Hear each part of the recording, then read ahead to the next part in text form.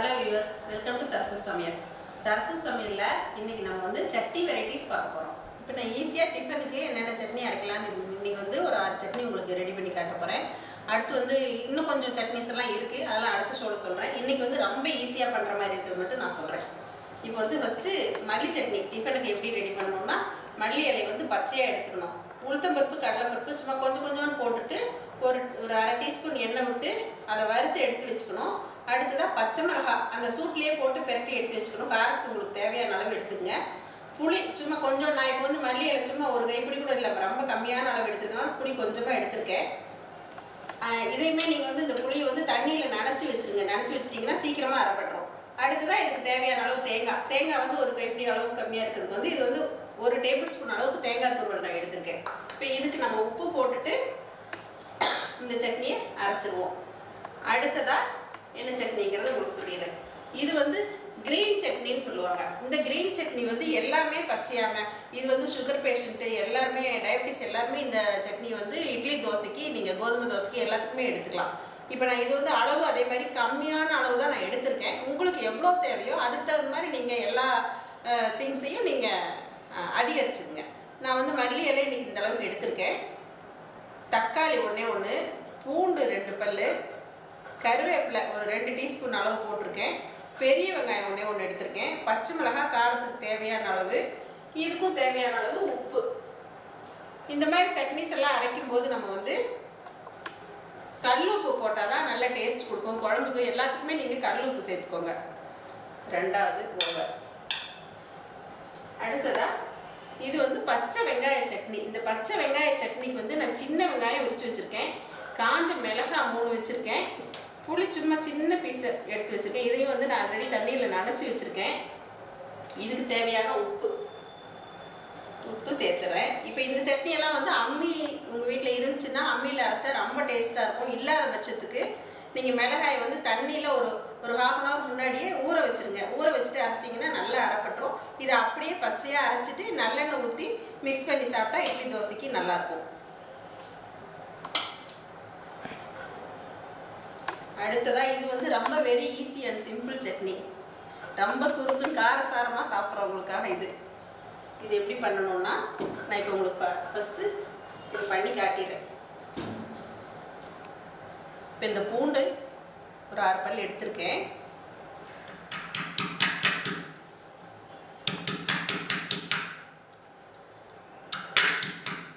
பூண்டை வந்து நான் நல்லா நசுக்கிக்கணும்.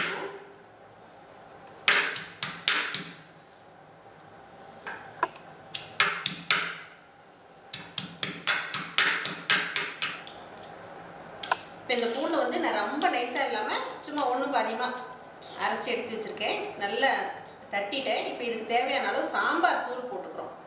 சாம்பார் தூள் இல்லை காஞ்ச மிளகாய் தூள் கூட நீங்கள் போட்டுக்கலாம். சாம்பார் தூள் நல்ல டேஸ்ட் கொடுக்கும். இதில் மிக்ஸ் பண்ணிவிட்டு இதுலேயே நீங்கள் வந்து உப்பு போட்டுக்கோங்க. இதுக்கு வந்து கண்டிப்பாக தூள் உப்பு தான் போடணும். உப்பு சேர்த்துக்குங்க. உப்பு சேர்த்துட்டு நல்லா மிக்ஸ் பண்ணிவிட்டு நல்லெண்ணெய் ஒரு 2 டீஸ்பூன் அளவுக்கு இதில் நல்லெண்ணெய் விட்டுருங்க. இவ்வளோதாங்க சிம்பிள் கார சட்னி. இதுக்கு பேர்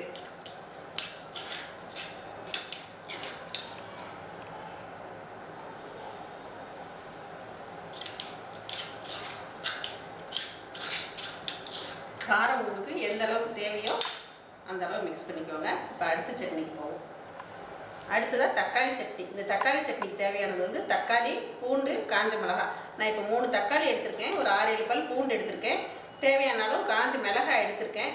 நீங்கள் சப்போஸ் வந்து மிளகாய் மிக்சியில் அரைப்படாதுன்னு நினச்சிங்கன்னா நீங்கள் இதை தக்காளியும் பூண்டையும் அரைச்சிட்டு மிளகாய் தூள் கூட நீங்கள் போட்டு கொதிக்க வச்சுக்கலாம். ஏன்னா இதை வந்து ஃபஸ்ட்டு அரைச்சிடுறோம். தக்காளி, பூண்டு, மிளகாய் இதை அரைச்சிட்டு உப்பு தேவையான அளவு போட்டுக்கோங்க. அதுக்கப்புறமா வந்து வானலியில் கொஞ்சம் நல்லெண்ணெய் விட்டு கடுகு, உளுத்தம் பருப்பு, கருவேப்பிலை தாளித்து இந்த அரைச்ச சாந்தையும் போட்டு நல்லா கொதிக்க வச்சு நீங்கள் எடுத்து வச்சிட்டிங்கன்னா தக்காளி பூண்டு சட்னி சீக்கிரமாக ரெடி ஆயிரும். நான் இப்போ 3 தக்காளிக்கு வந்து ஒரு 7 பல் பூண்டு எடுத்திருக்கேன். நீங்கள் அதுக்கு தகுந்த மாதிரி நீங்கள் எவ்வளோ தேவையோ அந்த அளவுக்கு எல்லாத்தையுமே நீங்கள் அதிகப்படுத்தி எடுத்துட்டு அரைச்சிக்கலாம். காரம் உங்களுக்கு தேவையான அளவு போட்டுக்கோங்க. அடுத்ததாக கதம்ப சட்னிங்க. கதம்ப சட்னிக்கு தேவையான பொருள் என்னென்னா, கதம்ப சட்னிக்கு சின்ன வெங்காயம் போட்டால் நல்லாயிருக்கும். இல்லாத பட்சத்தில் நீங்கள் பெரிய வெங்காயமும் யூஸ் பண்ணிக்கலாம். சின்ன வெங்காயம் நான் ஒரு கைப்பிடி அளவு 100 கிராம் எடுத்திருக்கேன். காஞ்ச மிளகாய் 3, தக்காளி 2, தேங்காய் துருவல் கொஞ்சம் எடுத்திருக்கேன். ஒரு 3 டீஸ்பூன் எடுத்துக்கோங்க போதும். கொஞ்சோண்டு காஷ்மீரி தூள் எடுத்திருக்கேன். பூண்டு 2 பல். இதில் கருவேப்பிலை கொஞ்சம், புளி ஒரு சின்னதாக, ரொம்ப இந்த அளவு சட்னிக்கு நான் இவ்வளோ வச்சுருக்கேன். அடுத்ததாக மல்லி இலை கொஞ்சம். இப்போ ஃபஸ்ட்டு நான் இதை வதக்கி அதுக்கப்புறமா அரைக்கணும். அப்புறமா கடுகு உளுத்தம்பருப்பு சொல்ல மறந்துட்டேன், சாரி. கடுகு உளுத்தம்பருப்பு எடுத்திருக்கேன். உப்பு தேவையான அளவு. வதக்கிறதுக்கு ஆயில் வேணுங்க. இப்போ நான் இதை ஃபஸ்ட்டு உங்களுக்கு வதக்கிட்டு மற்ற சட்னியெலாம் அரைச்சி காட்டுறேன் இது ஆடுறதுக்குள்ளே.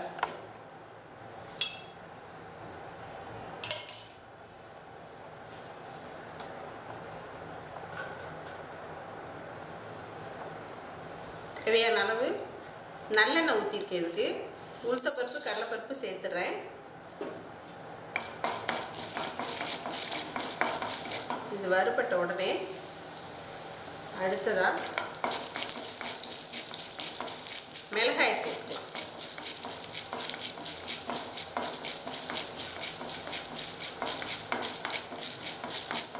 கொஞ்சம் இதெல்லாம் வதக்கும் போது வந்து கொஞ்சம் சிம்லேயே வச்சு வதக்குனீங்கன்னா நல்லா பச்சை வாசம் போக நல்லா வதங்கிடும்.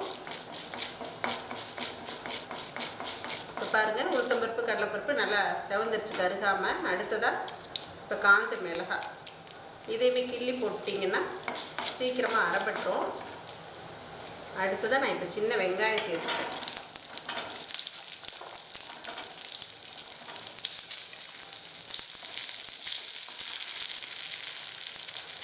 சின்ன வெங்காயம் புளியும் இதோடைய சேர்த்துருங்க. நல்லா வதங்கும் போது புளி சீக்கிரமாக அரைப்பட்டுரும்.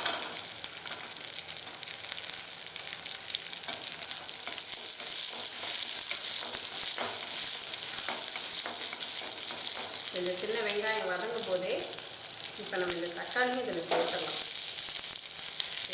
கருவேப்பிலை, கொத்தமல்லி எல்லாத்தையுமே சேர்த்துடலாம்.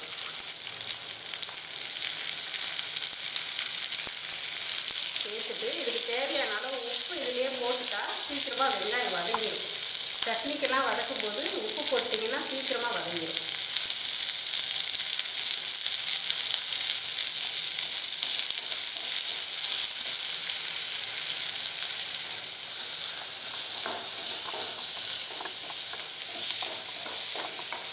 இது நல்லா குறைச்சி வச்சு ஒரு 2 நிமிஷம் நல்லா சிம்லேயே வதங்கட்டும். அதுக்குள்ளே நான் 1-2 சட்னிஸை நான் அரைச்சிட்டு வந்துடுறேன். கடைசியாக இதுக்கு வந்து தேங்காய் தூளும் காஷ்மீரி தூளும் கடைசியாக ஆட் பண்ணிக்கலாம். வதங்கிட்டு இருக்கட்டும். இந்த சட்னியை அரைக்கிறதுக்கு முன்னாடி என்னோட மிக்சியை பற்றி உங்களுக்கு ஒரு இன்ட்ரடியூஸ் கொடுக்க போகிறேன். இந்த மிக்சி வாங்கிங்க 32 இயர்ஸ் ஆச்சு. எனக்கு மேரேஜ் அப்போ எங்கள் அப்பா வாங்கி கொடுத்தது. நான் இவ்வளோ நாள் நான் இது வந்து ரொம்ப பத்திரமா, வேறு மிக்சி இருக்குது இருந்தாலும் வந்து நான் இதை ரொம்ப பத்திரமா வச்சுருக்கேன். உங்கள் வீட்லேயும் நீங்கள் காய்கறிலாம் ஏதாவது வச்சுருந்தா ரொம்ப முந்தியெல்லாம் வந்த மாதிரி இப்போல்லாம் வர பொருள்கள் எல்லாம் வந்து உழைப்பு இருக்கிறது இல்லை. நீங்களும் பத்திரமா வச்சுருங்க. ஃபஸ்ட்டு மல்லி சட்னி அரைச்சி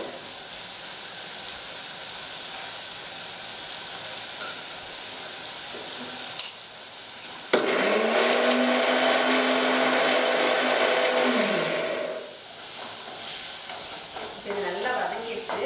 இந்த ஸ்டேஜில் வந்து நான் இப்போ தேங்காய் துருவல் சேர்த்துக்கிறேன். தேங்காய் துருவல் ஒரு 2 டீஸ்பூன் அளவுக்கு சேர்த்துனீங்கன்னா போதும். அடுத்ததான் இந்த காஷ்மீரி தூள். இது வந்து கலருக்காக போடுறோங்க. அதனால் நீங்கள் விருப்பப்பட்டால் போடுங்க, இல்லைன்னா மிளகாயோடு நிறுத்திக்கோங்க.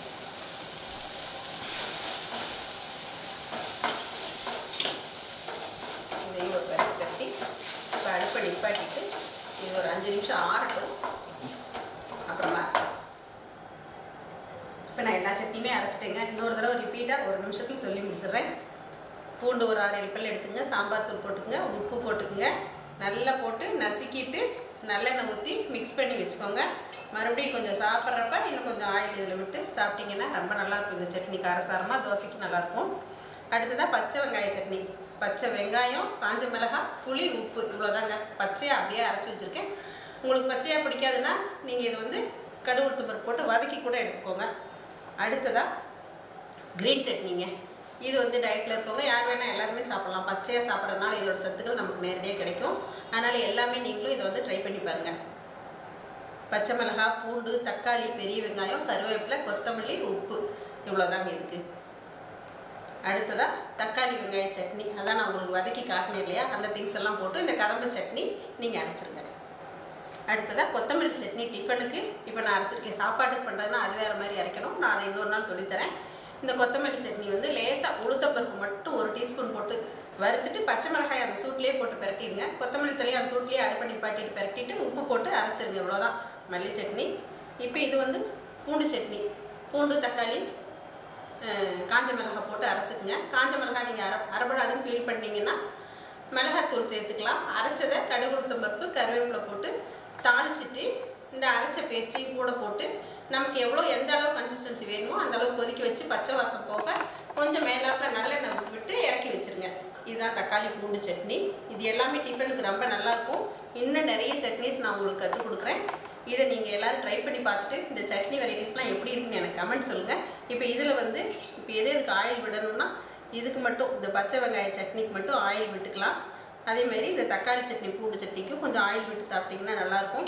இதெல்லாமே நீங்கள் தாளிக்காமல் அப்படியே எடுத்துக்கலாம். இதை நம்ம வதக்கியிருக்கோம். இதுவும் நம்ம உளுத்தம்பருப்பு வறுத்து போட்டிருக்கோம், எடுத்துக்கலாம். க்ரீன் சட்னிக்கு தாளிப்பு வேண்டியதில்லை. இஷ்டப்பட்டால் நீங்கள் கொஞ்சம் கடுகு, உளுத்தம்பருப்பு தாளித்து போட்டுக்கோங்க. இவ்வளோதாங்க. நீங்களும் ட்ரை பண்ணி பாருங்கள்.